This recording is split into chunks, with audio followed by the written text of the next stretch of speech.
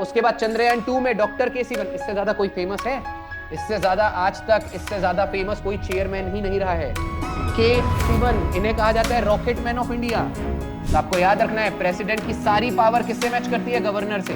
तो ओथ दिला नहीं सकता, तो ओथ कौन दिलाएगा? नोट डाउन कर लीजिएगा, chief justice of high court. ये चीज आप लोग अच्छे से बांध लीजिए, बहुत ही सिंपल क्वेश्चन होगा। यही करंट अफेयर चाहे कोई भी एग्जाम रहने दो, बहुत सारे लोगों को लगता है ये हमारे एग्जाम में आएगा कि नहीं, बैंकिंग में आएगा कि नहीं। बेटा करंट अफेयर यही रहने वाला है।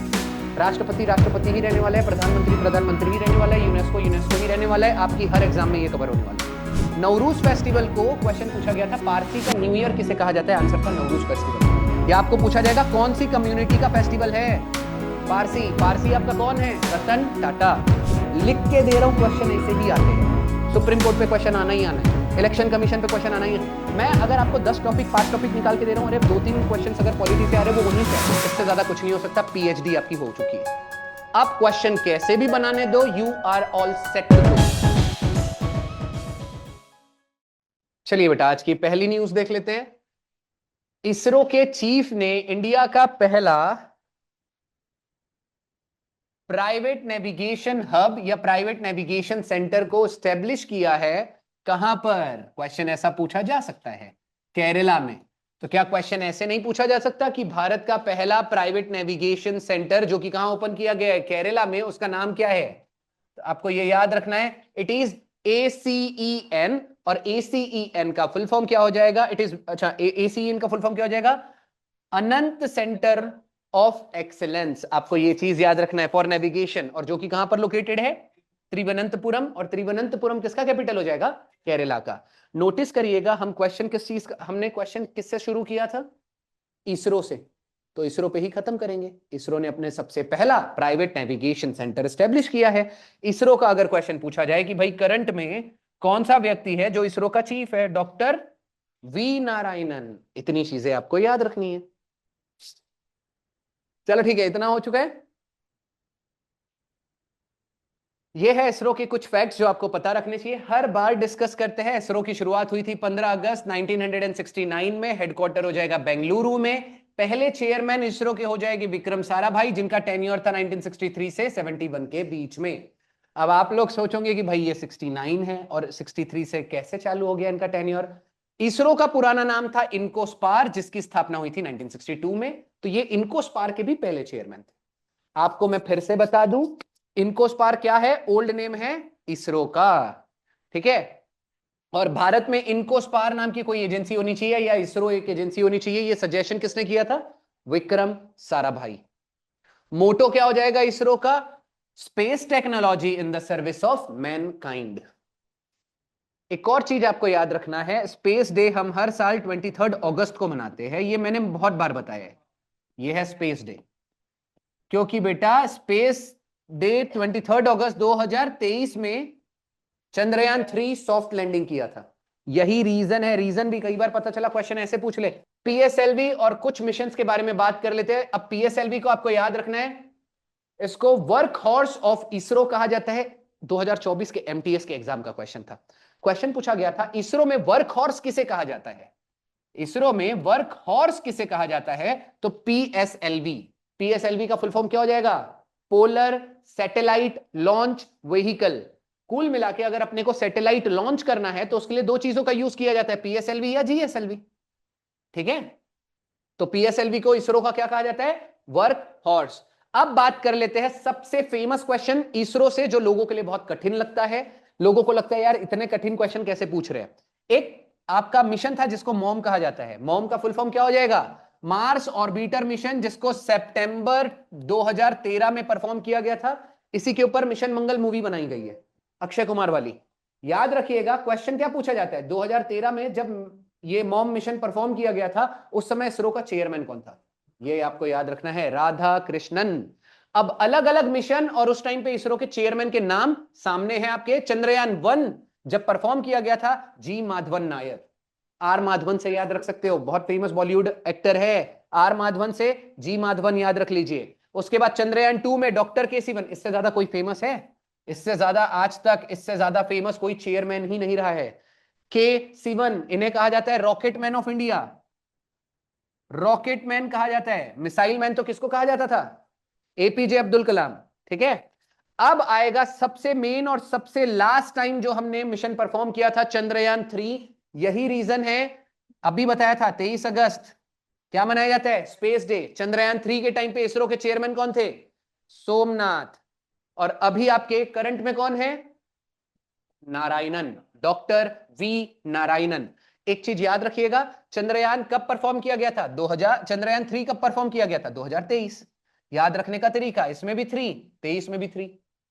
अब 2023 में चंद्रयान परफॉर्म हुआ है, सेम ईयर में आदित्य L1 मिशन परफॉर्म हुआ था। आदित्य का मतलब क्या होता है, सन, है ना, भास्कर मतलब सूरज। भारत का फर्स्ट सोलर मिशन, भारत का फर्स्ट सोलर मिशन।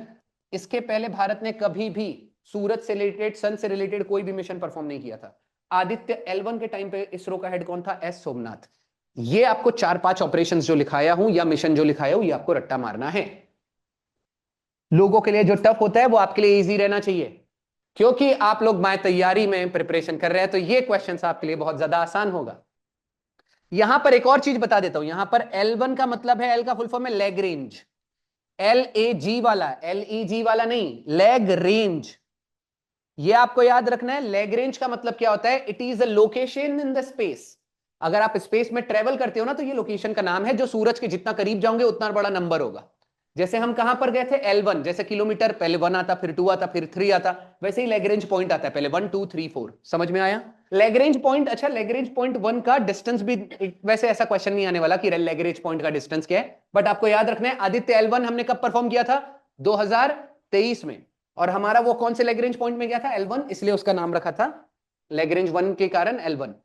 इस साल का एक और बहुत ही अच्छा सा न्यूज जो चल रहा है, आंध्र प्रदेश भारत का पहला राज्य बना जिसने अपना राजभवन का नाम चेंज करके लोक भवन कर दिया है। अब राजभवन नाम क्या है, गवर्नर, जिसको हिंदी में राज्यपाल कहा जाता है, उसके घर को कहा जाता है राजभवन। तो पॉलिटी की न्यूज न्यूज में चल रहा है बहुत ज्यादा ट्रेंडिंग में। तो दो चीजें याद रखो, इसमें दो चीजें न्यूज में चल रही है, एक है गवर्नर, ठीक है, और उसका रेसिडेंस। तो गवर्नर के क्वेश्चन नहीं पूछा जा सकता, आंध्र प्रदेश के गवर्नर का नाम बता दीजिए। तो आपको याद रखना है एस अब्दुल नाजीर, ये है आंध्र प्रदेश के गवर्नर जिन्होंने उनका नाम चेंज किया है।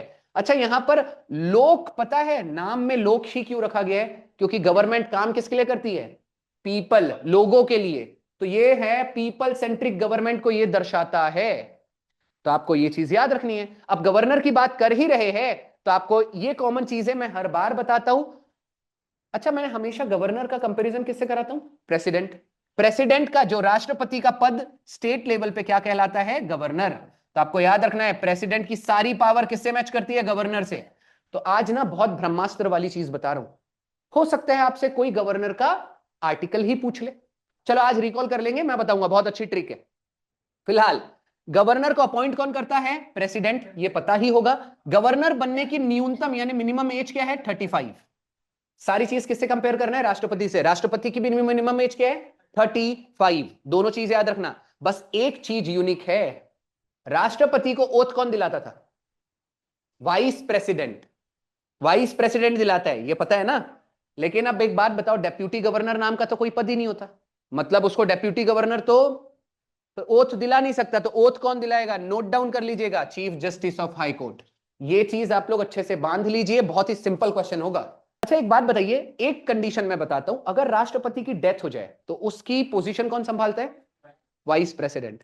अगर वाइस प्रेसिडेंट की भी डेथ हो गई तो कौन संभालेगा, चीफ जस्टिस ऑफ इंडिया। तो ये सेम चीज ऐसे होता है। चलो ठीक है, ये हो चुका है बेटा। हाँ, एक चीज और आपको जो याद रखनी है वो ये वाला पॉइंट है कि ऐसी कौन सी कमेटी है जिसने बोला था भारत में ये जो गवर्नर होता है, ये should be come from the outside of state. ये था सरकारिया कमेटी। हमने गवर्नर पढ़ चुका है, उसमें से केवल एक कमेटी बता रहा हूं, ये सब लोग नोट डाउन करके लिखना। सरकारिया कमेटी, जिसने क्या रिकमेंडेशन दिया था कि भाई गवर्नर जो होगा वो किसी और राज्य का होना चाहिए। अब आ जाता है सबसे इंपॉर्टेंट सेक्शन आपका, आर्टिकल्स। मैं पहले ही बोल रहा हूं, आपको पता है अगर प्रेसिडेंट का आर्टिकल याद है ना, तो गवर्नर में बस +1 या -1 पे आंसर आ जाएगा। देखो एग्जांपल, आज करते हैं कंपैरिजन। मैंने कभी ऐसा पढ़ाया नहीं है, बस पहली बार पढ़ा रहा हूं। चलो देखते हैं, मैं खुद ही बताता हूं। प्रेसिडेंट का आर्टिकल क्या है, 52। प्रेसिडेंट का आर्टिकल सब लोग ऐसे ही लिखना है, प्रेसिडेंट का आर्टिकल क्या है, और प्रेसिडेंट लिखने का तरीका, हालांकि स्लैंग वर्ड है लेकिन प्रेसिडेंट कैसे लिखते हैं, PREZ। अब एक बार मेरा स्टूडेंट आया था न्यूज़पेपर पढ़ के, मेरे को, मैंने सेंटेंस भी नहीं पढ़ा और उसने बोला सर इसका मतलब बता दो। मैं बोला प्रेस, बेटा ऐसा तो कभी मैंने पढ़ा नहीं। मैंने बाद में वो पूरा पढ़ा, मैं बोला अच्छा प्रेसिडेंट, ये स्लैंग वर्ड कहां द हिंदू में लिखा हुआ था। चलो फिलहाल अभी देख लेते हैं। प्रेसिडेंट का आर्टिकल है 52, मैं बोलता हूं +1 करो, आपका कन्वर्ट हो जाएगा गवर्नर में। +1 करने पे क्या हो जाएगा 53, आंसर क्या हो गया 153। क्लियर। अब प्रेसिडेंट का एग्जीक्यूटिव पावर का आर्टिकल है 53, +1 करो क्या हो जाएगा 54, मतलब 154। एक लौता आर्टिकल ये, और ये एक्सेप्शन है जिसको खींच के रट्टा मारना है। ठीक है, आर्टिकल 155 मैं अपना चेंज कर देता हूं ताकि ये अलग लगे। ये बेटा 5 स्टार यहां डाल दिया हूं, इसको रटना है। ठीक है, ऐसे ही आपको करना क्या है, आर्टिकल 155 में क्या मेंशन किया गया है, गवर्नर अपॉइंट कौन करता है, राष्ट्रपति, इसको रट लेना है। दूसरी चीज, इसमें +1 नहीं है, राष्ट्रपति का टेन्योर क्या था 56, आर्टिकल 56 में राष्ट्रपति का टेन्योर है और 156 में किसका है, गवर्नर का। 156 तक हो गया। अगर यहां तक समझ में आ गया, अब तक हमने कितने आर्टिकल देख लिए, 1 2 3 4। अब याद रखना है, अब +1 नहीं करना है, -1 आखिरी तक। मैंने बोला था या तो +1 करने से आंसर निकलेगा या तो -1 करने से। अब -1 कहां से करना है, क्वालिफिकेशन से। अब बताता हूं ये कैसे याद रहेगा यार कि क्वालिफिकेशन से हमको -1 करना है। अब एक बात बताइए, क्वालिफिकेशन किसको ज्यादा लगेगी, राष्ट्रपति को या गवर्नर को। राष्ट्रपति पद बड़ा है, मतलब नॉर्मल सी बात है, उसकी क्वालिफिकेशन ऊपर है। ऊपर अगर गवर्नर में कन्वर्ट करना है तो माइनस यानी नीचे आना पड़ेगा। तो बस ये आप लोग ट्रिक मान के चलिए, क्वालिफिकेशन से माइनस करना चालू करना है। राष्ट्रपति का क्वालिफिकेशन कौन से आर्टिकल में मेंशन है, 158। अब -1 करो, आंसर आ जाएगा। आर्टिकल समझ में आया, राष्ट्रपति का आर्टिकल क्या था 58, क्वालिफिकेशंस का याद है। अब आर्टिकल, अब मुझे बताओ राष्ट्रपति का आर्टिकल 59 क्या था, कंडीशंस ऑफ ऑफिस। याद रखने का तरीका मैंने क्या बताया था, कंडीशन का पहला लेटर क्या है, सी। सी कौन सा नंबर का लेटर होता है, 3। 3 का स्क्वायर क्या होता है 9, और 52 से 62 के बीच में 9 कहां आने वाला है, एक ही जगह।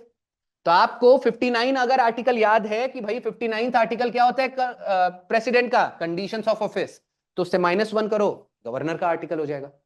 आपको पता है ये कंफ्यूजन होना ही नहीं चाहिए, बस +1 -1 कहां से लगाना है ये सीख लो, बात खत्म। क्वालिफिकेशन से क्या करना है, माइनस करना है। और आप केवल एक ही चीज रट लो, 52 से 62 के बीच के आर्टिकल्स। अगर आपने वो रट लिया तो ये रट लिया। अब एक और चीज कॉमन देख लेते हैं, यहां पर ओथ क्या है 59, मतलब राष्ट्रपति का क्या होगा 60। राष्ट्रपति का ओथ क्या था 60, -1 करो, आपका कन्वर्ट हो जाएगा। अब एक बात बताइए, एक होमवर्क यहां पर देखो अगला वाला दिया हुआ है कि आर्टिकल 160 क्या है। अब आप बोलोगे 61 में क्या था, इम्पीचमेंट। याद रखने का तरीका आधे लोगों को याद भी नहीं है। एक बात बताओ, इम्पीचमेंट का पहला लेटर क्या है, आई कौन सा रोमन नंबर होता है 1, और 52 और 62 के बीच में एक ही जगह 1 आने वाला है, वो है 61। बेटा रिकॉल बहुत अच्छे से करो, सारी चीजें वहीं के वहीं है। चलो ठीक है, पार्डनिंग पावर, ये एक लौता आर्टिकल है जिसमें -1 से आंसर नहीं आता। याद है 72 पार्डनिंग पावर की बात की गई थी, आर्टिकल 72, और मैंने बोला था यहीं से -11 वाला कंसेप्ट लागू होता है। अब 72 से -11, जो मेरे लेक्चर पहले से कर रहे हैं उनको ये सब बहुत आसानी से जम रहा होगा, या तो पता है। अच्छा, किसी को ये बहुत कंफ्यूजिंग लग रहा होगा ना, तो रट लो फिर। अगर +1 -1 करते नहीं जम रहा, इससे बढ़िया रट लो। मेरे लिए बहुत आसान है, मैं कभी ये रटता ही नहीं हूं, मैं सिर्फ एक चीज रटा हूं, 52 से 61 पे पूरी ताकत लगा दिया। मुझे कोई पूछा what is article 56 tenure, what is article 58 qualifications, what is article 59 conditions, what is article 60 oath. जिस समय आपको ये सब ऐसे याद हो गया, तब तो कुछ करने की जरूरत ही नहीं है, सब +1 -1 का खेल है। और मैंने बताया है माइनस कहां से वर्क करेगा, क्वालिफिकेशन से। अब देखो एक काम करते हैं, एक हो सकता है थोड़ा लेंदी सेशन हो जाए, लेकिन एक चीज ना कंफ्यूजन दूर कर देता हूं। दो चीजें मैं समझा रहा हूं, ये देखो बेटा, जो लोग नए हैं स्पेशली ध्यान देंगे। बस आपको ये चीज याद रखनी है, प्रेसिडेंट का स्टेट लेवल पे नाम क्या होता है, गवर्नर। देखो मैं अभी समझा रहा हूं, पीएम का स्टेट लेवल पे नाम क्या होता है, पार्लियामेंट को स्टेट में क्या बोलते हैं, स्टेट लेजिस्लेचर। हो सकता है ये इंग्लिश के शब्द लोगों के लिए नए होंगे। लोकसभा को क्या बोला जाता है, विधानसभा, हिंदी में विधानसभा, इंग्लिश में बोलते हैं लेजिस्लेटिव असेंबली। ठीक है, राज्यसभा को क्या बोलते हैं, लेजिस्लेटिव काउंसिल या विधान परिषद, इसी को कहा जाएगा लेजिस्लेटिव काउंसिल। पक्का समझ में आ गया इतनी चीजें। अब राज्य स्तर पर होता है सेंट्रल लेवल पे एजीआई। एजीआई का मतलब भी बता देता हूं, ये है वकील, किसका वकील? केंद्र सरकार का। अब यही चीज स्टेट लेवल पे क्या कहलाएगी? एजीएस। अब एक काम करते हैं, ये है आपकी ट्रिक्स, बस आपको आर्टिकल्स क्या करने हैं यहां से देखते हैं। पीएम का आर्टिकल क्या है? 75। पार्लियामेंट का आर्टिकल क्या है? 79। लोकसभा का आर्टिकल क्या है? 81। राज्यसभा का क्या है? 80। एजीआई का क्या है? 76। अब मैं जो ट्रिक बताने वाला हूं, अगर आपने केवल ये रट लिया है ना सेंट्रल लेवल का पूरा आर्टिकल, आपको रटना कभी भी याद रखना है। बाइसेक्शन कर देता हूं, बीच में मैं एक बार डिवीजन दे देता हूं। आपको रटना क्या है? केवल ये सेंट्रल वाली चीज, ये क्या है? सेंटर। और बस आपको कन्वर्जन करना आना चाहिए। स्टेट लेवल पे अगर आपको ये सारी चीज पता है, अब देखो कन्वर्जन कैसे होता है। अगर आपने ये ट्रिक्स रट ली, ये पूरे के पूरे आर्टिकल्स रट लिए, बस आपको करना है यहां से -11 कन्वर्ट हो जाएगा स्टेट में। 75 -11 क्या है? 64, मतलब 164। बस 100 प्लस करना है उसके बाद, यानी 1 लगाना है बस। अब एग्जांपल और देख लेते हैं। ये है 79 -11 कर लो, क्या हो जाएगा? 68, मतलब 168। ये है 81 -11 करो, क्या हो जाएगा? 70 ना, मतलब 170। ये है राज्यसभा आपका 80 -11 करो, 69, मतलब 169। ये है आपका 76 -11 करो, क्या हो जाएगा? 65, मतलब 165। ये चीज समझ में आ रही है? कन्वर्जन करना सीखो। इससे ज्यादा बेस्ट ना, मैं बोल रहा हूं, ट्रिक कोई नहीं है। सिर्फ आपको मेहनत क्या करनी है? ये रट्टा मारना। अब ये भी तो रटना पड़ेगा। ये जब मैं पॉलिटी पढ़ा रहा था, स्टार्टिंग में बोला था मेहनत कर लो, ये एबीसीडी है। आर्टिकल्स आपको कैसे बताने आने चाहिए मैं बता रहा हूं। अब मैंने ना पॉलिटी आपको जब पढ़ाया था उसके बाद पढ़ा तक नहीं है, लेकिन आर्टिकल्स ऐसे है कि मेरे को पूरे रद्द बद्द गद्द कर दूंगा अभी। 79 आपका हो जाता है कॉन्स्टिट्यूशन ऑफ पार्लियामेंट, 80 हो जाता है लोकसभा, 81 हो जाता है राज्यसभा, 82 हो जाता है रीएडजस्टमेंट आफ्टर एट सेंसस, 83 हो जाता है सेशन, डिसोल्यूशन, प्रोरोगेशन। आपको ये सारी चीज ऐसे याद होनी चाहिए। 86 हो जाएगा rights of the president to address the house, 87 हो जाएगा स्पेशल एड्रेस, 89 हो जाएगा चेयरमैन, 93 हो जाएगा स्पीकर, 97 हो जाएगा सैलरी, 98 हो जाएगा सेक्रेटेरिएट, 99 हो जाएगा ओथ, 100 हो जाएगा कोरम और वोटिंग इन द हाउस। मैं ये सारी चीजें लगातार पूरा 200 500 4 पूरा पूरा पूरा आगे बढ़ सकता हूं। मैं बोल रहा हूं आपको पूरा रट्टा नहीं मारना है, आपको रट्टा केवल मारना है 79 से लेके 122, बस इतना रट लो। ये अरे आर्टिकल है ही कितने? 21 और 22, कितना हो गया? 43 आर्टिकल्स, बस 43 आर्टिकल है क्या? सिर्फ शब्द ही तो है। मेरे लिए 82 में क्या दिखता है? केवल रीएडजस्टमेंट, और उसमें भी मेरे को ये याद कैसे रहता है, री में कितने लेटर हो गए? 2 लेटर, और 82 में 2 आ ही रहा है, उसके बाद एडजस्टमेंट अलग है। तो आप रखते वक्त ये सारी चीजें आसानी से करो। 83 में मुझे 3 दिख रहा है, 3 से ड्यूरेशन का शॉर्ट फॉर्म क्या होता है? DUR dot, 3 letter. मैं लिखता भी ऐसे ही, देखना करंट अफेयर में ड्यूरेशन लिखते वक्त ना DUR के बाद डॉट मार दूंगा, मेरी आदत ही है। 3 लेटर लिख लो, 83 में 3 आ रहा है। एग्जाम में आपको ऑप्शन 83, 93, 103, 113 नहीं देने वाला है, 83, 85, 87, 89 देगा। कुल मिला के जब भी पढ़ रहे हो, आसान तरीका देखो। स्टार्टिंग में ना बच्चों को बहुत दिक्कत होती है, सर याद ही नहीं हो रहा, साला रीड कर रहे हैं फिर भी याद नहीं हो रहा। बेटा याद इसलिए नहीं हो रहा, आप अच्छे से समय नहीं बिता रहे, आप उसके साथ अभी थोड़ा मस्ती करो। थोड़ा देखो ना प्रश्न को, वहीं के वहीं खत्म कर दो कि यार कैसे मैं टिक कर लूं। आपको बोलते नहीं आ रहा, कोई दिक्कत नहीं है, टिक करना है एग्जाम में, टिक कर लो, इतना नॉलेज ले लो। चलो ठीक है, फिलहाल ये सारी चीज समझ गई होगी, काफी ज्यादा हमने टाइम स्पेंड किया है। अब आ जाता है आपका अगला चीज, और मैं फिर से बता रहा हूं, यही करंट अफेयर चाहे कोई भी एग्जाम रहने दो। बहुत सारे लोगों को लगता है ये हमारे एग्जाम में आएगा कि नहीं, बैंकिंग में आएगा कि नहीं। बेटा करंट अफेयर यही रहने वाला है। राष्ट्रपति राष्ट्रपति ही रहने वाला है, प्रधानमंत्री प्रधानमंत्री ही रहने वाला है, यूनेस्को यूनेस्को ही रहने वाला है। आपकी हर एग्जाम में ये कवर होने वाला है। चलो फिलहाल देख लेते हैं दिवाली, जो कि आपकी चली गई लेकिन अगले साल हर साल आती है। दिवाली को हिंदी में दीपावली बोलते हैं। इसको अभी रिसेंट में ICH की लिस्ट में शामिल किया गया है। ICH का full form intangible cultural heritage. अब जिनका इंग्लिश थोड़ा वीक होगा, इसको थोड़ा और इजी कर लेते हैं।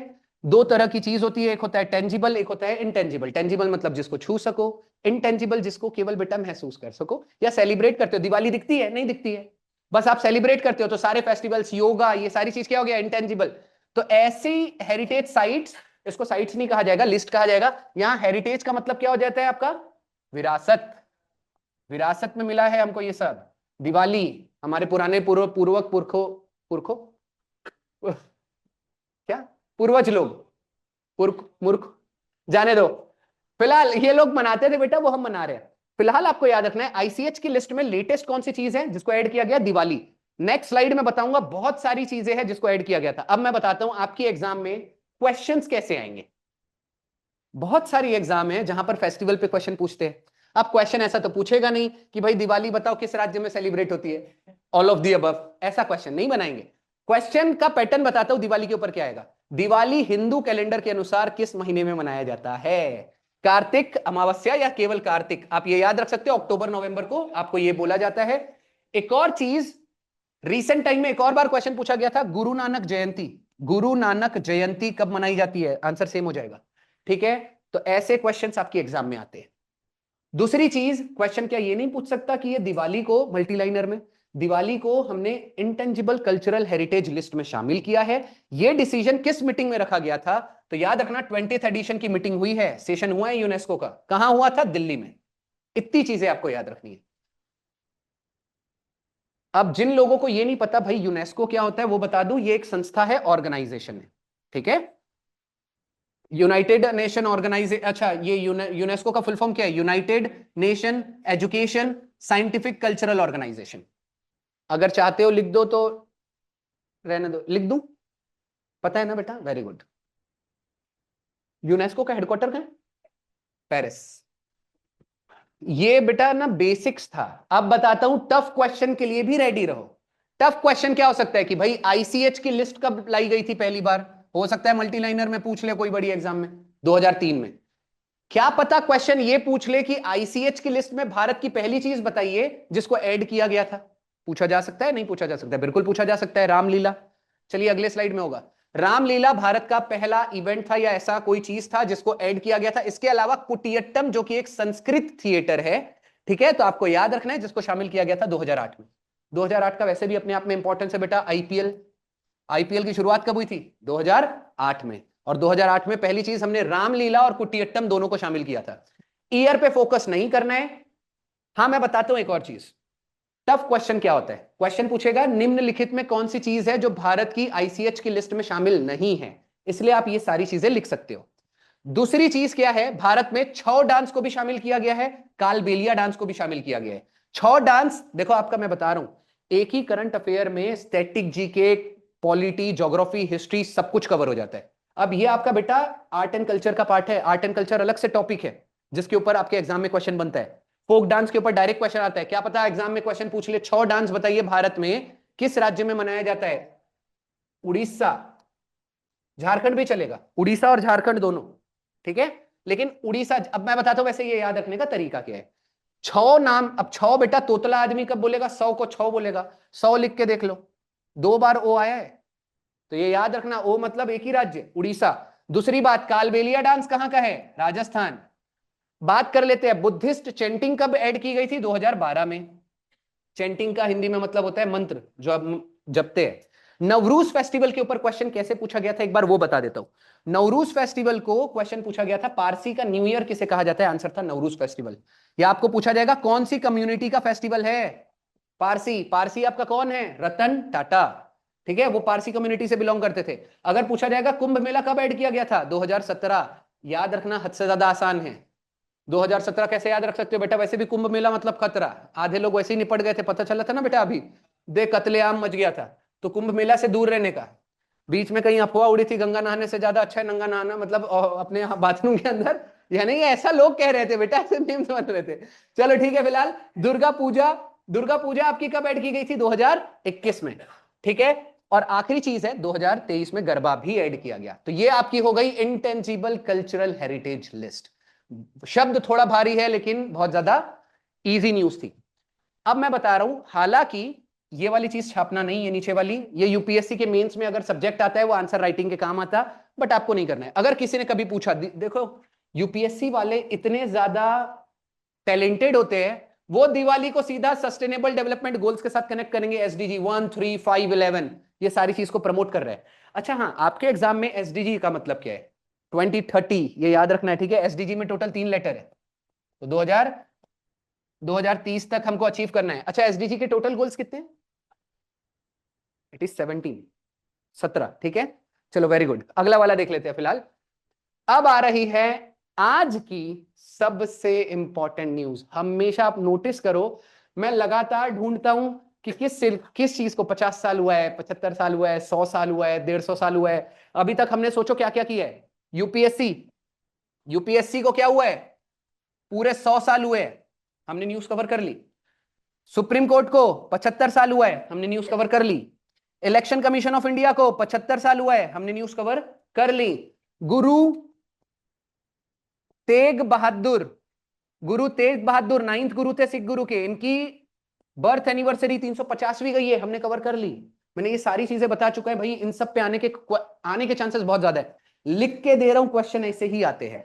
सुप्रीम कोर्ट पे क्वेश्चन आना ही आना है, इलेक्शन कमीशन पे क्वेश्चन आना ही है। मैं अगर आपको 10 टॉपिक 5 टॉपिक निकाल के दे रहा हूं, अरे 2-3 क्वेश्चन अगर पॉलिटी से आ रहे हैं वो वहीं से आएगा। बस आप अच्छे से फोकस करते हुए चलिए। अभी देखिए रिसेंट में हम क्या देख रहे हैं, 150 साल हुआ है किसको, वंदे मातरम सॉन्ग को। सबसे कॉमन, सबसे सस्ता, सबसे आसान क्वेश्चन क्या होगा, वंदे मातरम लिखा किसने, जो सबको पता होता है, बंकिम चंद्र चट्टोपाध्याय या चटर्जी, दोनों चलेगा, वेस्ट बंगाल से थे।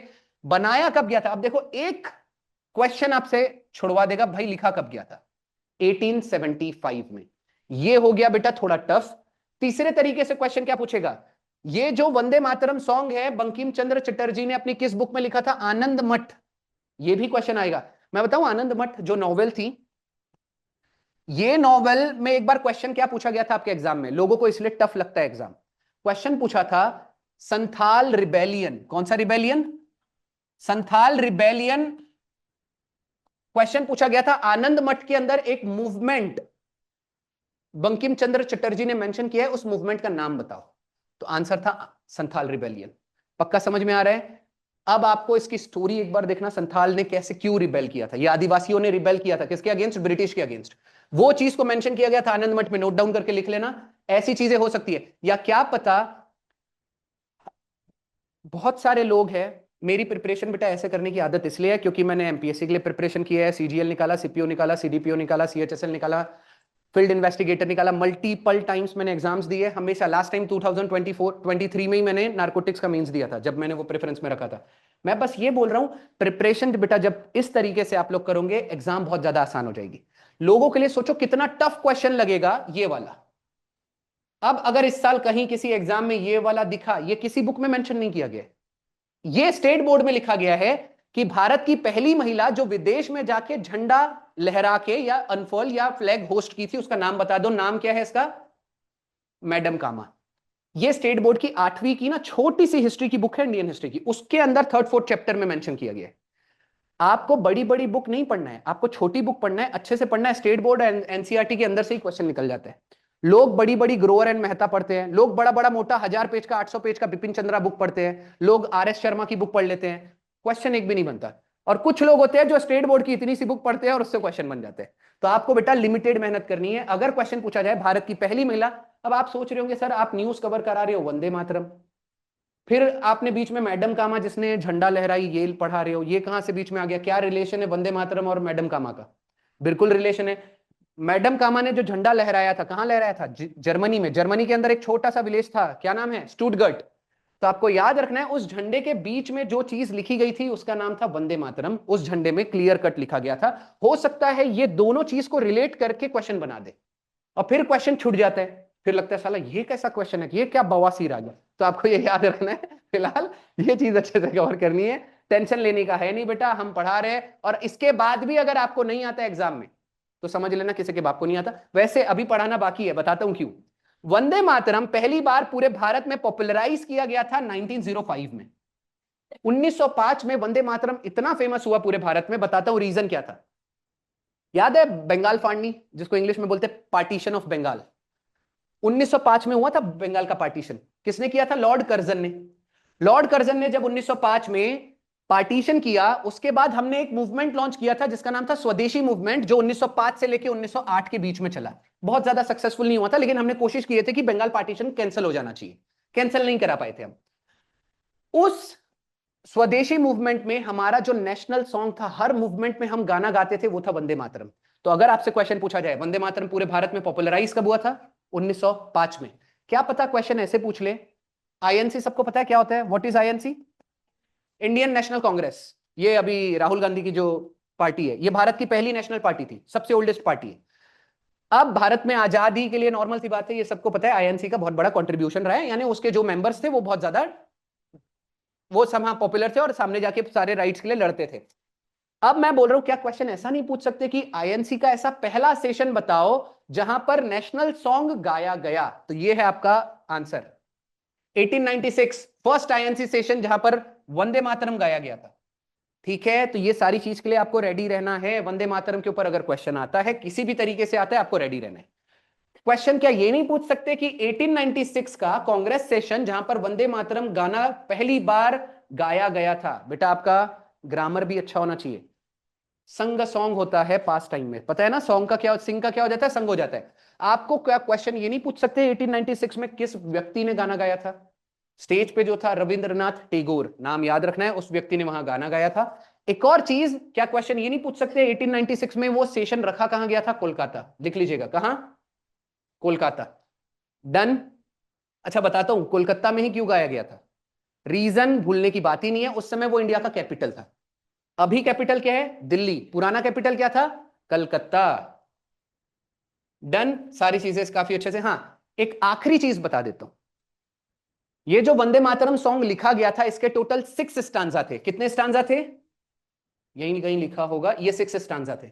लेकिन हमने बेटा फर्स्ट 2 स्टांजा को अडॉप्ट किया है, इससे ज्यादा कुछ नहीं हो सकता। पीएचडी आपकी हो चुकी है।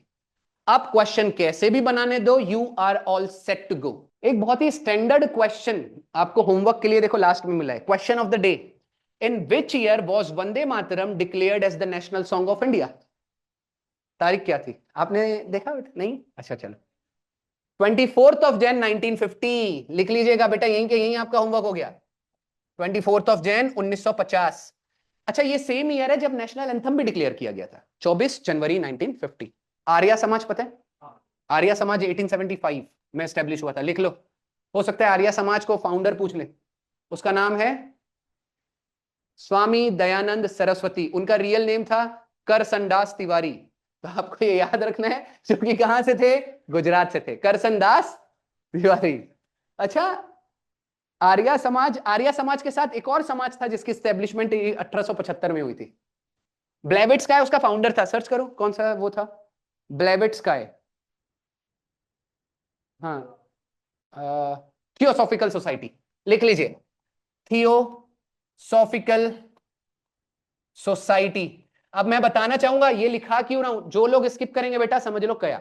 मैं बताता हूं, इसी साल मैंने एग्जांपल दिया है, एनडीए का एक एग्जाम हुआ था और मैंने प्रिडिक्शन किया था 1925 में सेल्फ रिस्पेक्ट मूवमेंट केरला में चालू किया गया था 1925 में, जिसको 100 साल 2025 में हुआ था। डायरेक्ट क्वेश्चन आया कि सेल्फ रिस्पेक्ट मूवमेंट का भाई क्रिएटर, मतलब उसको इनिशिएट किसने था, पायनियर कौन था? ठीक है, आपको ये सारी चीजें अच्छे से करनी है। 1875 वाली 2 चीज बता, 3 चीजें बता दिया।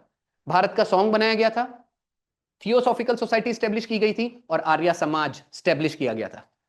अच्छा, आर्य समाज के फाउंडर कौन थे? करसनदास तिवारी, या वो ब्राह्मण थे उनका, और दयानंद सरस्वती, जो भी आपको नाम लेना है। उनका एक बहुत फेमस स्लोगन था, go back to Vedas. Go back to Vedas. इसके ऊपर बहुत नॉर्मल स्लोगन के ऊपर भी क्वेश्चंस आते हैं। अच्छा, मुझे कोई बताएगा कौन सा इंसान था जिसने गो बैक टू बाइबल कहा था?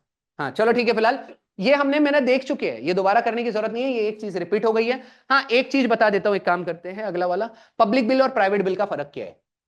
पब्लिक बिल वो बिल होता है जिसको मिनिस्टर यानी कि कोई मंत्री पेश करता है। तो लिख लेना, कोई अगर मिनिस्टर बिल को इंट्रोड्यूस करे उसे पब्लिक बिल कहा जाएगा। और अगर कोई बिल, वही बिल एमपी इंट्रोड्यूस कर ले, एमपी का मतलब क्या होता है? मध्य प्रदेश नहीं, मेंबर ऑफ पार्लियामेंट, मतलब वो लोकसभा या राज्यसभा का सदस्य, अगर वो बिल को इंट्रोड्यूस करेगा उसे प्राइवेट बिल कहा जाएगा। चलो एक और डिफरेंशिएटर दे देते हैं, ये डेज वाला। पब्लिक बिल को इंट्रोड्यूस करने के पहले नोटिस पीरियड कितने दिन का देना पड़ता है? 7 डेज का। वहीं पर प्राइवेट बिल 1 महीने पहले बताना पड़ता है कि भाई प्राइवेट बिल इंट्रोड्यूस करेंगे। डन, ये 2 चीज आपको याद रखनी है। एक और चीज, मनी बिल की बात, सॉरी बिल्स की बात कर ही रहे हैं, तो मनी बिल को राज्यसभा को कितने दिन के अंदर डिसीजन लेना जरूरी है? It is a 14 days rule. अगर राज्यसभा 14 दिन के अंदर मनी बिल को पास नहीं करता है, ऑटोमेटिक पास हो जाएगा। ये याद रखना, राज्यसभा के पास पावर ही नहीं है मनी बिल को विथहोल्ड करने की या अमेंड भी करने की। ये बहुत इंपॉर्टेंट चीज बता रहा हूं बेटा, ये सबसे कॉमन और सबसे चिल्लर क्वेश्चन होने चाहिए आप लोगों के लिए। एक बिल होता है ऑर्डिनरी बिल। ऑर्डिनरी बिल का आर्टिकल याद रख लीजिएगा, 107। मनी बिल का आर्टिकल है 10110 यानी 110, और फाइनेंशियल बिल का है 117। इतने चीज आपको याद रखनी है। सोचो, बिना पॉलिटी पढ़ाए पॉलिटी पढ़ रहे हो आप करंट अफेयर के अंदर। अच्छा, 117 याद रखने का तरीका बता देता हूं। फाइनेंस बिल सीधे 17 याद आएगा। फाइनेंस, अगर आप शेयर मार्केट में पैसे करते हो, फाइनेंस करना मतलब पैसा लगाना, अगर शेयर मार्केट में पैसा लगा रहे हो, जमीन में पैसा लगा रहे हो, किसी भी क्षेत्र में आप फाइनेंस कर रहे हो, खतरा तो रहता है। तो खतरा सतरा सीधे फाइनेंस याद आना चाहिए। ठीक है, फाइनेंस करते वक्त खतरा रहता है। हो सकता है भाई जमीन में धांधली हो जाए, शेयर मार्केट क्रैश कर जाए। अच्छा, फाइनेंस बिल भी दो तरह के होते हैं, पता है ना? फाइनेंस बिल वन और finance bill two. Finance bill one का आर्टिकल है 117 क्लॉज 1 और 117 क्लॉज 3। 2 नहीं, क्लॉज 3 है। एक चीज और, 1 और 2 में फर्क क्या है? नाम में ही 1 आ रहा है, मतलब ये केवल एक हाउस में इंट्रोड्यूस हो सकता है, वो है लोकसभा। और इसके नाम में ही 2 आ रहा है, मतलब ये दोनों हाउस में इंट्रोड्यूस हो सकता है।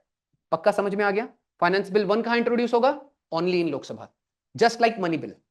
ठीक है, अब आ जाता है हमारा बड़ा न्यूज कवर हो चुका है। दिल थाम के बैठिए, अब दे दनादन दे भकाभक, यानी जल्दी जल्दी अब हम करते हुए चलेंगे। ठीक है, अगला बढ़ जाए। क्वेश्चन पूछा जा रहा है, who won the historic world rapid chess championship 2025? कौन जीता था? ठीक है, आपको याद रखना है आंसर क्या होगा। सर्वज्ञ सिंह कुल्लाला नहीं है वो बेटा, खुल्लर होना चाहिए वैसे। चलो, सर्वज्ञ सिंह आंसर इसमें नहीं है। आंसर है none of the above. Answer हो जाएगा आपका, कौन है वर्ल्ड चेस चैंपियन? हाँ हाँ, बहुत फेमस और फेमस फॉरेनर, कोई एक नाम याद आ रहा? मैग्नस कार्लसन, लिख लीजिएगा, मैग्नस कार्लसन। बेटा कार्ल्सबर्ग मत कर देना, थोड़ा नींद में उतरना कोई। ठीक है, अच्छा, मैग्नस कार्लसन किस देश का है? क्वेश्चन आ चुका था, नॉर्वे। अब बात कर लेते हैं ये ऑप्शंस की।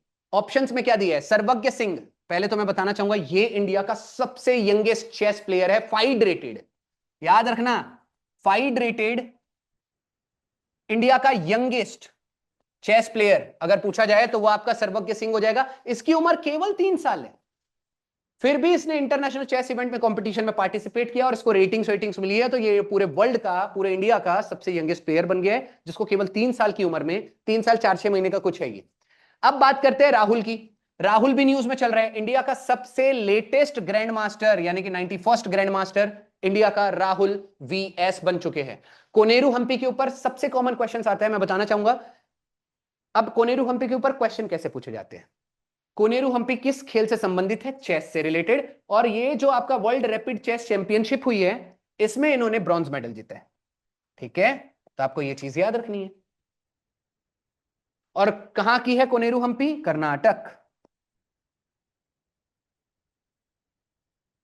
चेस की अगर बात चली रही है तो चेस डे कब मनाया जाता है? 20 जुलाई, ये भी मत भूलना।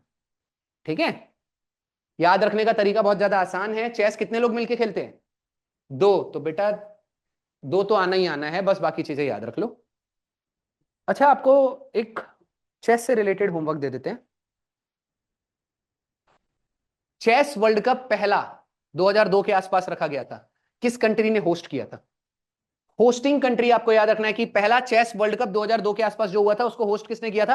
हाँ, पहला चेस वर्ल्ड कप जीता था विश्वनाथन आनंद ने। ठीक है, चलो अगला देख लेते हैं। Which among the following summit जो रखी गई थी हेल्ड इन यूएई, इसमें से आपको बताना है यूनिवर्सल पोस्टल कांग्रेस आंसर हो जाएगा। एससीओ की मीटिंग, अच्छा यहां समिट का मतलब क्या हो जाता है? मीटिंग। एससीओ की मीटिंग कहां रखा गया था? चाइना में। एससीओ का full form Shanghai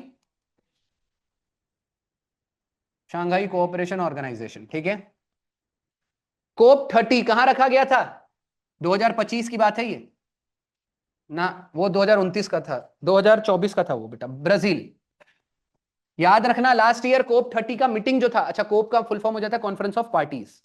conference of parties, मैंने बार बार बताया है, इसमें क्या डिस्कस होता है कि भाई कैसे ग्लोबल वार्मिंग और प्रदूषण को कम किया जाए। अब बात करते हैं कोप 31, यानी कि 2026 में कहां होने वाला है? तुर्की। ये टर्की का पुराना नाम, टर्की पुराना नाम था, अब नया नाम है तुर्की। अब चलो बेटा, केवल माय तैयारी में आपका करंट अफेयर अगले साल का यहीं पर तुरंत बताया जाता है। अगर आपकी तैयारी को करना है आसान तो माय तैयारी में विजिट कीजिएगा, पूरा प्रमोशन एक साथ। चलो ठीक है, एक बात कर रहे थे 2027 में, यानी कि कोप 32 कहां होने वाला है? ये होगा बेटा आपका इथियोपिया। ठीक है, 2027 तक का आपने समिट हैंडल कर लिया है। अपकमिंग इवेंट्स पे भी क्वेश्चन आते हैं कि अगले साल कहां होने वाला है। बीमस्टेक कहां हुआ था आपका? थाईलैंड। ये बार बार इसलिए बताता हूं हमेशा याद हो जाए, आपको याद करना है। बीमस्टेक में 7 के 7 मेंबर कौन बता देगा? 7 के 7 गलत नहीं होने चाहिए एक बारी में। बांग्लादेश, भूटान, आई से इंडिया, हाँ म्यांमार, हाँ हाँ नेपाल, पूरे 7 के 7। देखो यहीं के यहीं, देखो मैं बताता हूं याद रखना। बी से आएगा भूटान, बी से आएगा बांग्लादेश, आई से आएगा इंडिया, एम से आएगा म्यांमार, एस से आएगा श्रीलंका, टी से आएगा थाईलैंड। बचा एक लौता देश है, वो है नेपाल, जो एन इसके अंदर नहीं आ रहे। पक्का याद करने का तरीका देखो, इसके 7 मेंबर है, ये कैसे याद रहेंगे? बिम्स्टेक में टोटल 7 लेटर है। 7 लेटर मतलब कितने देश? 7 देश। स्टैब्लिश कब हुआ था? 7 जून को 1997। हर जगह साथ ही साथ आ रहा है। अब मुझे कौन बताएगा कि इसका हेडक्वार्टर कहां है बिम्स्टेक का? बांग्लादेश का कैपिटल लिख लीजिएगा, ढाका। ठीक है, चलो अगला देख लें आगे। अब बात करते हैं कौन सी मिलिट्री एक्सरसाइज है जिसका 5वां एडिशन इंडिया और मलेशिया के बीच में रखा गया है? हरिमाऊ शक्ति। कौन सी शक्ति? हरिमाऊ शक्ति आंसर हो जाएगा। समुद्र शक्ति किसके साथ होता है? अच्छा हाँ, मिलिट्री एक्सरसाइज सबको पता है, सैन्य अभ्यास जिसको कहा जाता है। समुद्र शक्ति किसके साथ होता है? इंडोनेशिया। अब मैंने पहले ही बोला है, हमेशा बेटा अपडेट होते रहिए। ये नया एक्सरसाइज है, आज तक नहीं बताया हूं। नाम में ही जूली आ रहा है, मतलब कौन सा देश होगा? रसिया। ठीक है मतलब ये आपको याद रखना है। जुलाई स्टोम मतलब बेटा जुलाई में बहुत ज्यादा बड़ा तूफान आने वाला है, ऐसा मान लीजिएगा। तूफानी कंट्री कौन सी हो जाएगी आपकी? आज कुछ तूफानी करते हैं, रशिया चलते हैं। ब्राइट स्टार किसके साथ है? ब्राइट स्टार होता है आपका इजिप्ट। मतलब स्टार का और इजिप्ट का कोई लेना देना नहीं है, ठीक है। इजिप्ट में केवल रेगिस्तान। अच्छा, खान क्वेस्ट याद रखिएगा। आपके चंगेज खान कहां से थे? मंगोलिया से। तो ये कहां हो जाएगा? मंगोलिया। बेटा ये याद रखना है, चंगेज खान कहां से थे? मंगोलिया से। नहीं तो एग्जाम में आप बोल रहे हो इमरान खान कहां से थे?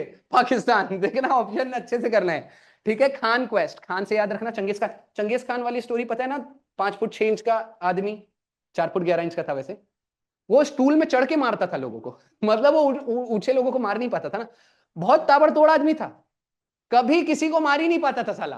तो क्या करता था? भगता था घोड़ा लेके। अब घोड़ा में जब भगता था तो इंसान सोचता था साला भाग रहा है, पीछा करके मारूंगा। जैसे कोई पीछा करता था, उसको एक ही चीज जिंदगी में सीखा था, बाण चलाना। बाण सीधे चला देता था। पता है बाण जब चलाता था भाई साहब, पहले पहले घोड़ा चला रहा है, कोई पीछा कर रहा है, पीछे घूमता था और सीधे बाण हेडशॉट मारता था। हेडशॉट से याद आया, आपको पता है मैं कल किसको छोड़ के आया हूं ड्रॉप? अभी कल नहीं, परसों, कल 23 जनवरी। 23 जनवरी को इवेंट था, पता है पराक्रम दिवस मनाया गया। पराक्रम दिवस में मेरे को नाम अभी एग्जैक्टली याद नहीं आ रहा, समथिंग जोशी, उनका मेरे पास नंबर है, उन्होंने नंबर दिया। हमारे चीफ गेस्ट आए हुए थे। पराक्रम दिवस क्यों मनाया जाता है 23 जनवरी को, कौन बताएगा? सुभाष चंद्र बोस का बर्थडे रहता है। सुभाष चंद्र बोस का बेटा 2021 में 125वां जन्मदिन था। तब हमने ये पराक्रम दिवस मनाना चालू किए, जिसको इंग्लिश में करेज दिवस बोलते हैं। बेटा करेजा याद रखना, करेज दिवस, ठीक है। उस दिन हमारा बहुत बड़ा इवेंट था, बहुत सारे लोग आए थे। आर्मी का बैटल ऑफ कारगिल लड़ चुके पूरे वेटरन्स आए हुए थे, 1971 के वॉर के बहुत सारे लोग आए हुए थे। तो एक ना समथिंग जोशी, मेरे को एग्जैक्टली नाम याद नहीं आ रहा है, कैसे बोल सकता हूँ, जाने दो अभी। हाँ, तो कोई जोशी आए हुए थे। आपको पता है वो बंदा कौन था? मैं ध्यान भी नहीं दे रहा था उनके स्पीच की तरफ। मेरे को कोई बोलता है कि आपने स्टेट ऑफ सीज सीरीज देखी है? स्टेट ऑफ सीज एक बार देखो, बहुत बड़े फैन बन जाओगे अक्षय खन्ना के। स्टेट ऑफ सीज अक्षरधाम पे अटैक हुआ था 2002 में भारत में, पता नहीं है? नहीं पता? अभी लिखो, चलो बेटा 2002 में ना भारत में अटैक हुआ था अक्षरधाम में, आतंकवादी घुस के सब लोगों को रैंडम मंदिर का पूरा बंद करके ठोके जा रहे हैं लोगों को। अब भाई साहब मैं सीरीज देख रहा था, जनरली मैं ज्यादा पेट्रियोटिक मूवीज और सीरीज नहीं देखता, लेकिन अक्षय खन्ना था, मैं बोला चलो देखते हैं। मैं इतना बड़ा फैन हो गया था अक्षय खन्ना का, मैंने बोला क्या रोल किया है उसने। एक सेंटेंस बोला था, there is a flaw in our mirror. बोले कोई तो अंदर, बोले हमारे एनएसजी को कोई ठोक नहीं सकता, साला कोई भी अंदर बंदा जा रहा है वो ठोके जा रहे ठोके जा रहे। ये जोशी हमारे जो सर आए थे, कर्नल थे वो अपनी स्टोरी बता रहे थे। और उन्होंने बोले थे एनएसजी का एक नियम होता है, अगर एनएसजी कहीं पे भी यूनिट को अगर इंप्लीमेंट किया गया, एनएसजी को बुलाया गया है, तो एक नियम है कि एक भी कैजुअलिटी नहीं होनी चाहिए, एक भी इंसान मरना नहीं चाहिए। तो उनपे बहुत पीयर प्रेशर होता है कि कोई भी गलती नहीं हो सकती हमसे। वो अपना स्पीच दे रहे थे, मैं नॉर्मल था। तो मेरे सर बोलते हैं बाजू में खड़े होके, मैं तो कहीं दिखता नहीं, मैं चुपचाप रूम में सोता हूँ, लेकिन चलो ठीक है, रैंडम मैं घूमते फिरते आ गया, और अमित सर मुझे बताते हैं, पता है ये आदमी कौन है? मैं बोला कौन है? बोले अक्षरधाम पता है? मैं बोला हाँ। बोले एनएसजी कमांडो के मेन लीडर थे ये। मैं बोला अक्षय खन्ना? बोले मतलब? मैं बोला मतलब पिक्चर स्टेट ऑफ सीज देखा हुआ है। मैं बता रहा हूँ वो स्टेट ऑफ सीज जो पिक्चर बनी है वो उनके ऊपर बनी थी। रात के 1:30 बजे हम उनको उनके घर छोड़ने गए। वो बंदा जब बात कर रहा था, मैं बोल रहा हूं लाइफ में इतनी गाली ऐसे से रैंडम निकल रही है, बहुत अच्छी अच्छी गालियां निकल रही थी। मेरे को तो बड़ा मजा आ रहा था। हम रात को चाय वाय पिए, कॉफी पिए, घूम फिर रहे हैं। उन्होंने मुझे नंबर दिए, मेरे को उनका नंबर, मैं कॉल किया, मैं बोला साला नकली नंबर दे दिए। फिर पता चला, कॉल मैं जब किया तो बोले वो बिजी है, आप अपना नोट भेजे। मैंने कट कर दिया, दोबारा कॉल लगाया, मैं बोला याद रहना चाहिए कि हम मिले हैं। दोबारा कॉल लगाया, आप अभी जिसको कॉल कर रहे हैं वो अभी बिजी है, वो दोबारा बताया, मैं दोबारा कट किया। बाजू में हमारे एक और सर गए थे आईआईटी बॉम्बे वाले, वो सर बोलते सर आप उनको मैसेज दो इमरजेंसी है, तो वो उनको मैसेज नोट जाता है और फिर रिंग बजती है। बोला अच्छा, वो उनको गवर्नमेंट ऑफ इंडिया ने सिम दिया है।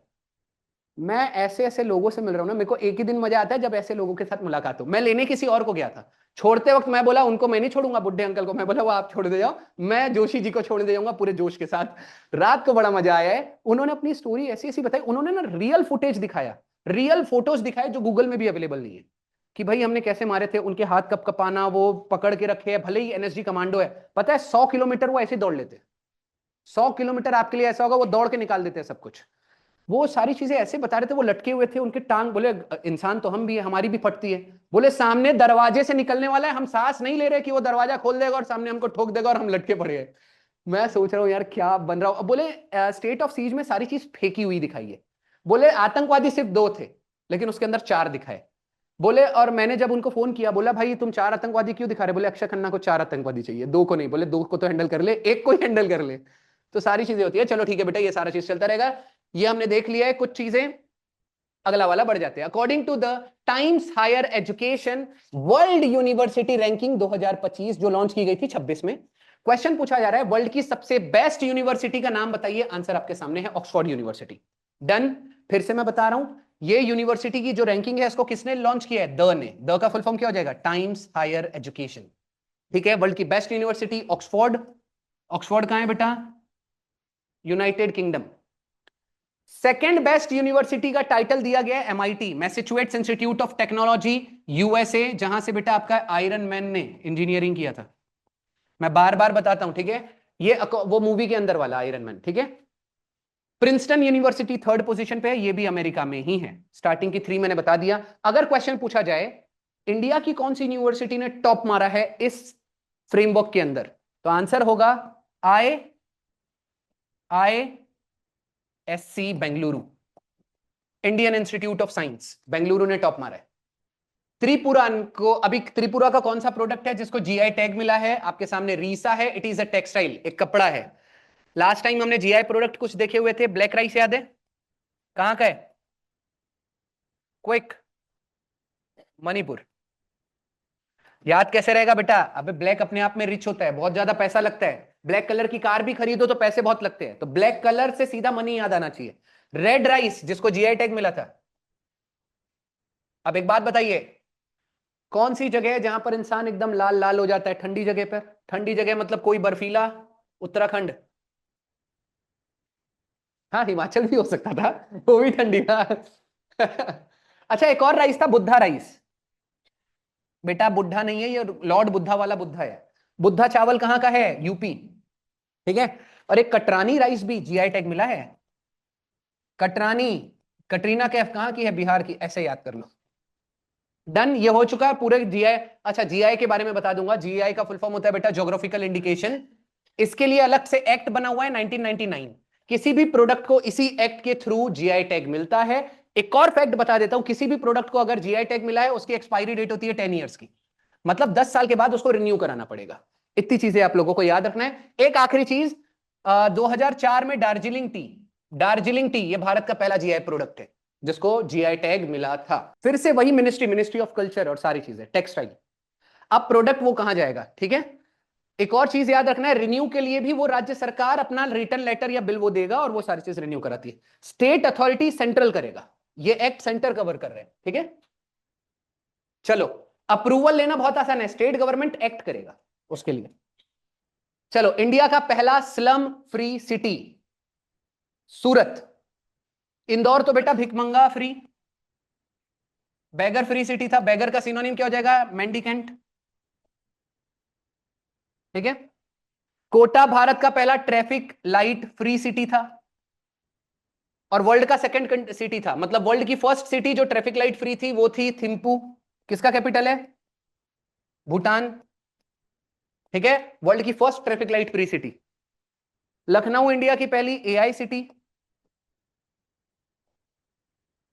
और राजस्थान, चलिए ये होमवर्क दिया था, देखते हैं कितने लोगों ने किया है। राजस्थान भारत का पहला राज्य बना है जिसने अपने स्पेसिफिक पंचायत को ऑर्गेनिक पंचायत डिक्लेयर किया है। ऑर्गेनिक ग्राम पंचायत। भारत का पहला ऑर्गेनिक ग्राम पंचायत किसने डिक्लेयर किया है? राजस्थान ने। अब ऑर्गेनिक का मतलब क्या है? मतलब क्या ऑर्गेनिक टी मिलेगी वहां? बिल्कुल सही बात है। वो जितने उस ग्राम पंचायत के अंदर जितने भी खेत है उसको बेटा कीटाणुनाशक, जो आप क्या बोलते हैं उसको, पेस्टिसाइड्स का वो यूज नहीं करेंगे। प्योरली ऑर्गेनिक फार्मिंग वहां की जाएगी, इसलिए वो उसको भारत का पहला ऑर्गेनिक ग्राम पंचायत डिक्लेयर किया गया है। हो सकता है ग्राम पंचायत किसका पार्ट है? पंचायत राज का। घूम फिर के क्वेश्चन आए, जब भी करंट अफेयर चलता है मैं तिकड़मबाजी वहां कुछ ना कुछ लगा देता हूं बेटा। अब पंचायत राज से रिलेटेड क्वेश्चन क्या पूछ सकता है? पंचायत राज इंस्टीट्यूशन का इंग्लिश नेम क्या है? मैंने बताया था। कौन बताएगा? पंचायत राज इंस्टीट्यूशन, PRI।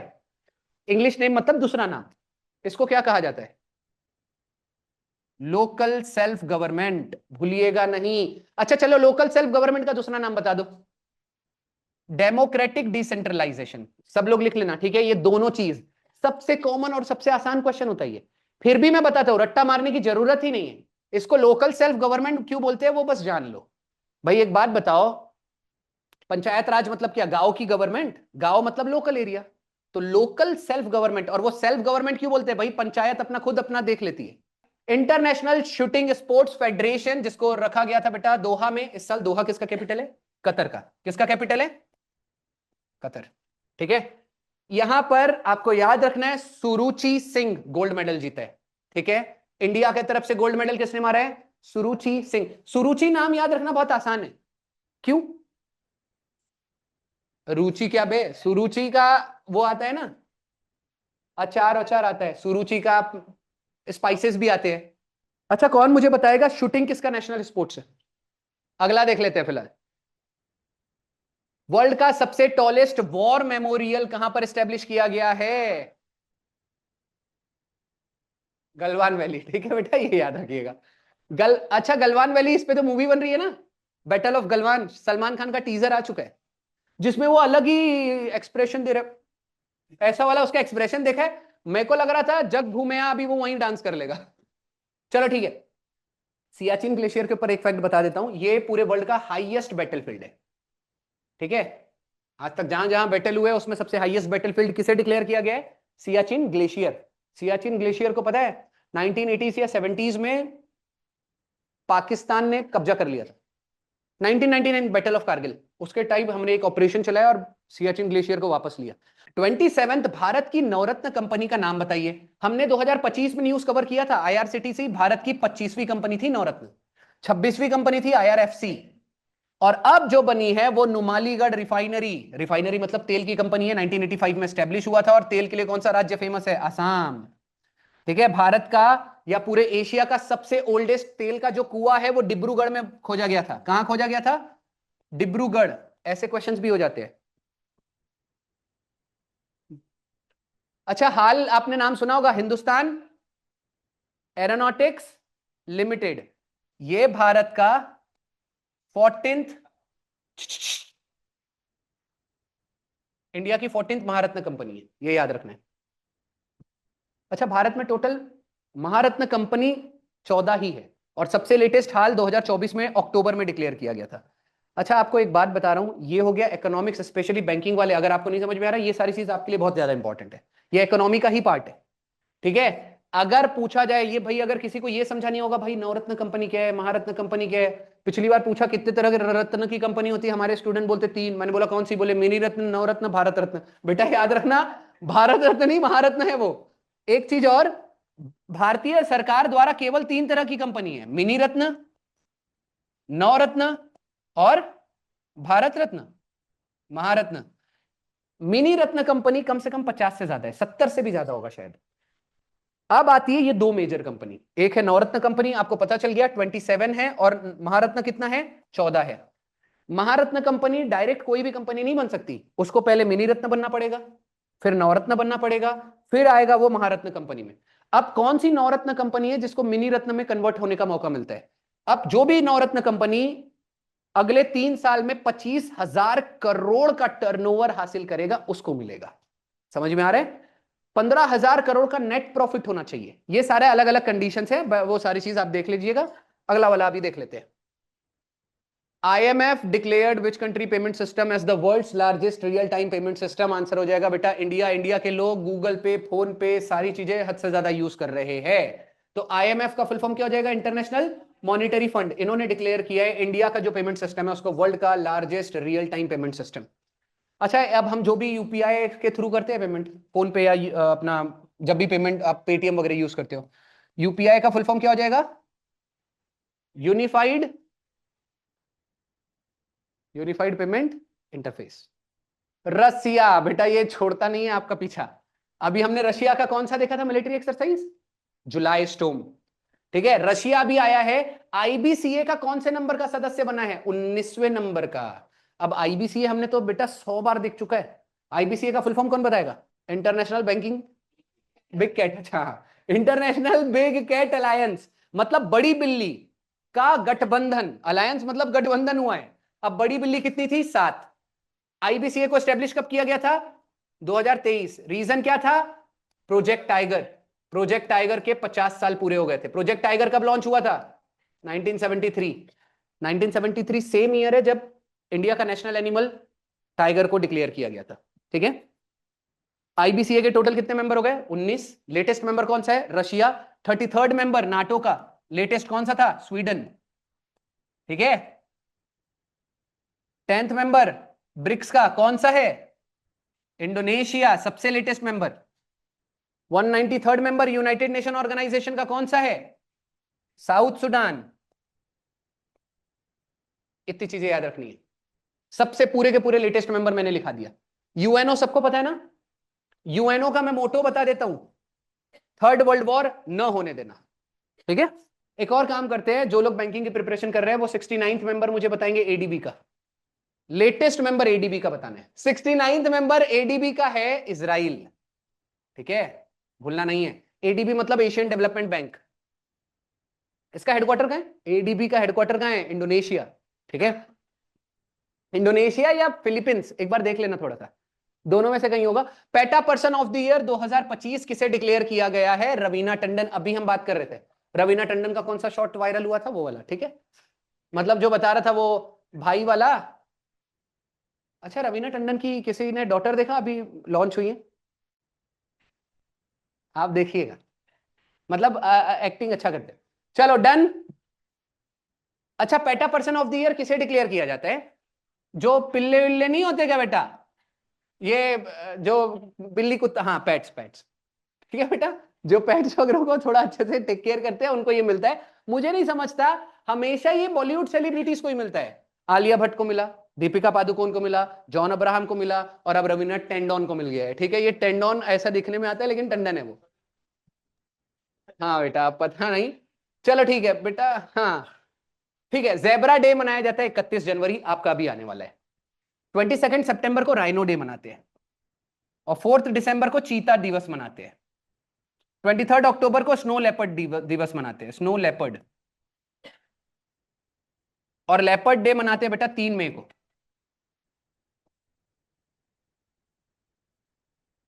और 10 अगस्त को मनाते हैं लायन डे। 12 अगस्त को मनाते हैं एलिफेंट डे। सारे जानवर एक ही स्लाइड में, माय तैयारी ज्वाइन कीजिए अभी। इंडिया का सबसे फेमस पर्सनालिटी स्टैच्यू अनवील किया गया यूनेस्को का हेडक्वार्टर पेरिस में। आपका आंसर हो जाएगा इसका बेटा डॉक्टर बी आर आम्बेडकर। कौन मुझे बताएगा बी आर आम्बेडकर जी का रियल सरनेम क्या था? अंबे अंबे वाडेकर। आम्बेडकर क्या था बेटा फिर?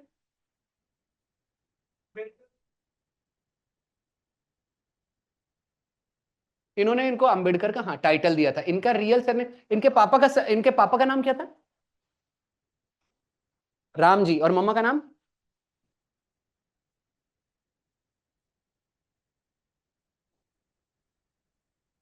रमाबाई बाईको थी? पक्का? तो मम्मा कौन थी फिर? अच्छा, आपको पता है बाईको नहीं माहित? मला मराठी येते? तुम्हाला येते? बेटा डरने का नहीं, सब इजी। चलो ठीक है, तुम्हाला येते मराठी? तुम्हाला करते बेटा? भीमा भाई, अच्छा भीमराव और इधर से भीमा भाई होगा। चलो ठीक है फिलहाल। स्वामी विवेकानंद का कोई मुझे बताएगा बर्थडे कब रहता है? 12 जनवरी। इसलिए यहां कौन सा दिन मनाते हैं? Youth day. और 1863 को पैदा हुए थे, ठीक है। गांधी जी से 6 साल पहले। वर्ल्ड का लॉन्गेस्ट ड्राइवरलेस रेलवे नेटवर्क अभी रियाद मेट्रो ने डेवलप किया है। रियाद किसका कैपिटल है? सऊदी अरब। सऊदी अरब के साथ हमारे मिलिट्री एक्सरसाइज का कोई नाम बताएगा? साडा तानसेक। सादा तानसेक। भूलिएगा नहीं, कोई भी एक मिलिट्री एक्सरसाइज आएगी। अच्छा, आपको बताना है भारत की पहली ड्राइवरलेस मेट्रो भारत में कहां चला गया था? ठीक है। और कोलकाता मेट्रो क्या है? भारत की पहली अंडर वाटर मेट्रो। ठीक है। अच्छा, आपका होमवर्क है, इंडिया में मेट्रो मैन ऑफ इंडिया किसे कहा जाता है? Metro man of India. इसी के साथ बेटा आपका करंट अफेयर खत्म होता है। धन्यवादम।